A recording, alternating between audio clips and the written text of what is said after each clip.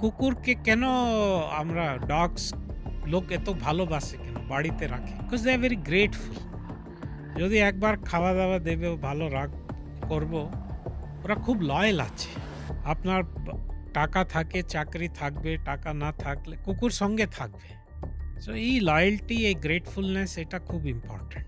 আর আমাদের যে ধর্ম হচ্ছে সনাতন ধর্ম, এটা ধর্ম হচ্ছে গ্রেটফুলনেস ধর্ম।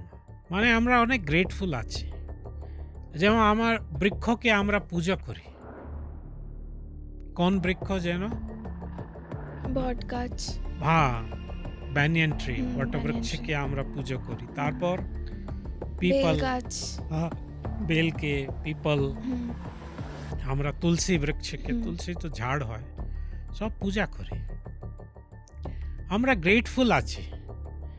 আমরা যেমন নাগ পঞ্চমী সাপকে ওরা দেই।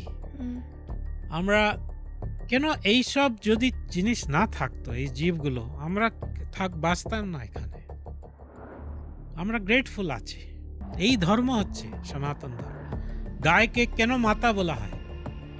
গরু আমাদেরকে দেয়। দুধ দিচ্ছে। এখন তো সব, আরে নিজে মা বাবাকে দেখছে না, এই গোমাতাকে কে দেখবে? নিজে মা বাবাকে ফেলে দিচ্ছে বাড়ি থেকে।